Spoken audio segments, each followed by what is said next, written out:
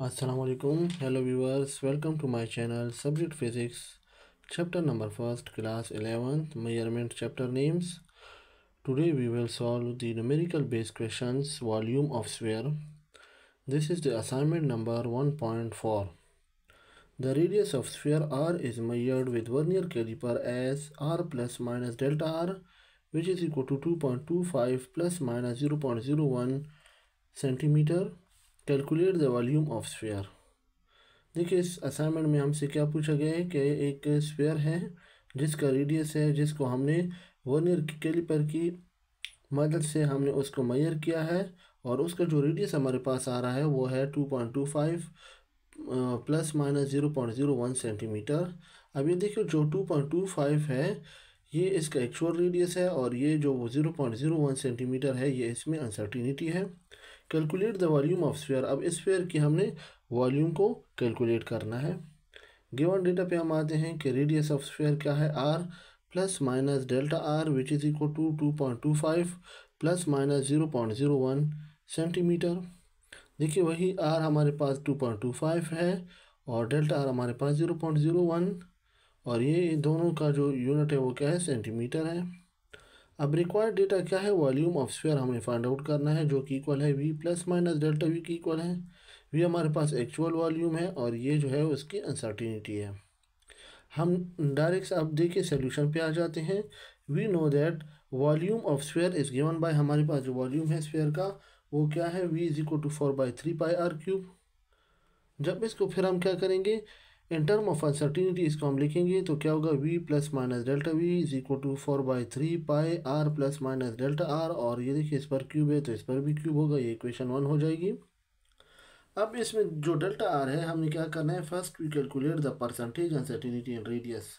अब सबसे पहले हमने इस रेडियस का जो है परसेंटेज अनसर्टिनिटी कैलकुलेट करना है।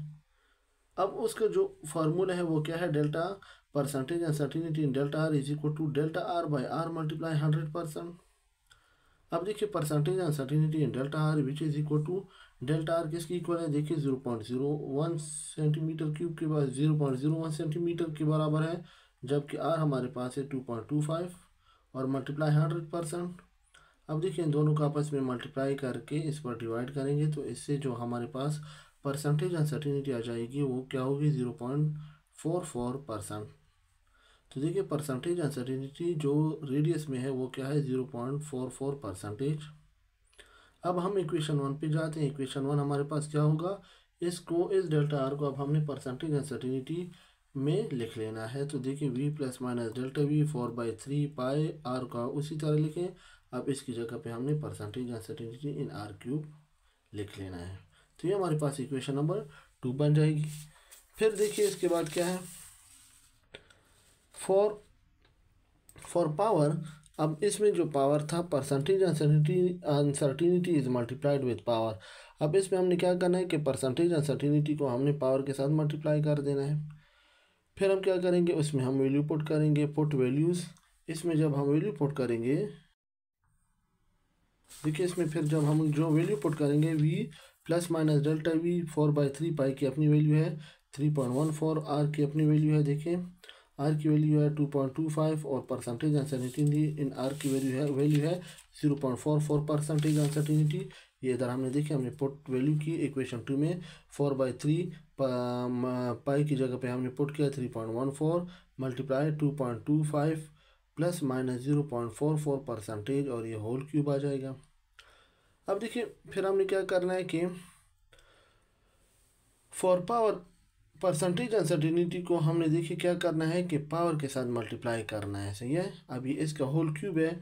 देखिए अब हमने क्या करना है, 4 को 3.14 के साथ मल्टीप्लाई करके 3 पे डिवाइड किया तो इसे आया 4.186 मल्टीप्लाई। अभी क्या होगा 2.25, ये इस दोनों पर क्यूब है तो इस पर भी क्यूब हो जाएगा 2.25 होल क्यूब प्लस माइनस 0। अब 3 को हमने क्या करना है, ऊपर बाय रूल्स अनसर्टिनिटी का जो रूल है उसमें हमने क्या करना था कि 3 को हमें परसेंटेज अनसर्टिनिटी के साथ मल्टीप्लाई करना था। तो अब हमने क्या किया, 3 मल्टीप्लाई 0.44 परसेंटेज और ये सेंटीमीटर क्यूब हो गया। अब ये क्या आएगा, 4.186 को हम क्या करेंगे, मल्टीप्लाई करेंगे। देखिए जब हम 2.25 का क्यूब लेंगे तो इससे आएगा 11.390। अब हमने क्या करना है, 4.186 मल्टीप्लाई 11.390 को आपस में मल्टीप्लाई करना है, तो इससे आएगा 47.7। और जब हमने 3 मल्टीप्लाई 0.44% को आपस में मल्टीप्लाई किया तो इससे आया 1.32%। तो इससे क्या आया, 1.32% अनसर्टिनिटी। तो देखिए वॉल्यूम हमारे पास क्या आ गया अनसर्टिनिटी का, सॉरी स्फीयर का, तो ये आया 47.7 प्लस माइनस 1.32%, और ये सेंटीमीटर क्यूब। अब इसके बाद हमने क्या करना है, to convert back to fractional uncertainty. अब हम इसको फ्रैक्शनल अनसर्टिनिटी में कन्वर्ट बैक करना है, तो हमारे पास क्या होगा, वी हमारे पास 47.7 है। अब इसको हमने देखिए परसेंटेज को हटाना है, तो क्या होगा, इसको हमने 100 पे डिवाइड कर देना है, यानी 1.32 को हमने 100 पे डिवाइड करके 47.7 के साथ मल्टीप्लाई कर देना है, तो इससे हमारे पास आएगा 0.63। और ये 47.7 प्लस माइनस 0.63 सेंटीमीटर क्यूब। तो इसका मतलब है कि वॉल्यूम जो है वो हमारे पास क्या है, स्फीयर का 47.7 centimetre cube plus minus 0.63 centimetre cube. तो यहाँ तक कि हमारे पास जो न्यूमेरिकल बेस क्वेश्चन है, जो कि है असाइनमेंट नंबर 1.4, ये यहाँ तक कंप्लीट हो चुका है। इसको एक दफ़ा फिर रिव्यू करके देखते हैं। देखिए हमें कह रहे हैं, हमसे पूछ रहे हैं कि the radius of sphere R is measured with vernier caliper as R plus minus delta R, which is equal to 2.25 plus minus 0.01 centimetre. Calculate the volume of sphere, आपने स्फीयर का वॉल्यूम कैलकुलेट करना है, यानी radius जो है sphere का वो हमारे पास एक स्फीयर है जिसको हमने वर्नियर कैलिपर से मेजर किया, और उसका जो रेडियस है और इसमें अनसर्टिनिटी है वो ये है हमारे पास, रेडियस ये है, और उस रेडियस में जो अनसर्टिनिटी है वो क्या है, ये है। Calculate the volume of sphere, अब हमें स्फीयर का वॉल्यूम कैलकुलेट करना है। तो देखिए हम गिवन डेटा पे आते हैं, रेडियस ऑफ स्फीयर क्या है, R plus minus delta R is equal to 2.25 plus minus 0.01 centimetre. अब रिक्वायर्ड डेटा में क्या होगा, हमने इसका वॉल्यूम फाइंड आउट करना है। तो देखिए वॉल्यूम ऑफ स्फीयर हमें पता है कि V is equal to 4/3 pi R cube के बराबर है। अब इसको जब हम अनसर्टिनिटी के फॉर्म में लिखेंगे तो क्या होगा, V plus minus delta V is equal to 4/3, और ये pi R plus minus delta R whole cube.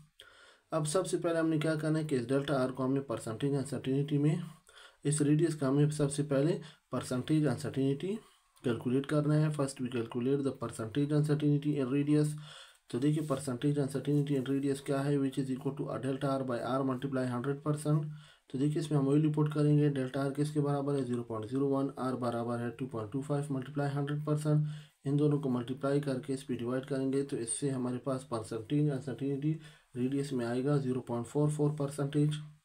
फिर हमारे पास इक्वेशन 1 क्या हो जाएगा, v plus minus delta V 4/3 पाई, और r क्या है हमारे पास, r r हमारे पास r है, और इसका जो है परसेंटेज अनसर्टिनिटी हमने लिख लेना है, सही है। फिर हमने क्या करना है कि फॉर द पावर परसेंटेज, फिर पावर परसेंटेज अनसर्टिनिटी के लिए हमने क्या करना है कि परसेंटेज अनसर्टिनिटी को हमने मल्टीप्लाई करना है उसके पावर के साथ। तो v plus minus delta V is equal to 4/3 multiply 3.14 2.25 plus minus 0.44%, और इसका पावर क्यूब है। तो इस पर हमने क्यूब लगाना है और इसको हमने इसके साथ मल्टीप्लाई करना है बाई रूल्स। तो देखिए जब हमने 4 को 3.14 के साथ मल्टीप्लाई करके 3 पे डिवाइड किया तो इसे आए 4.186 मल्टीप्लाई 2.25 प्लस माइनस 0.44%, तो 2.25 होल क्यूब हो जाएगा, और ये इन दोनों का हम आपस में मल्टीप्लाई करेंगे तो इससे आएगा 1.32%। फिर देखिए इन दोनों का अब हम मल्टीप्लाई करेंगे, इसका जब हमने क्यूब लिया तो 11.390 आया, और इसको जब हमने 4.186 के साथ मल्टीप्लाई किया तो इसे आया 47.7 plus minus 1.32% into centimetre cube. फिर हमने इस परसेंटेज अनसर्टिनिटी को कन्वर्ट करना है फ्रैक्शनल अनसर्टिनिटी में, तो वो क्या होगा, 47.7 प्लस माइनस 1.32 को हमने 100 पे डिवाइड करके 47.7 के साथ मल्टीप्लाई कर देना है। तो जब हमने 1.32 को 47.7 के साथ मल्टीप्लाई करके 100 पे डिवाइड किया तो इससे आया 0.63।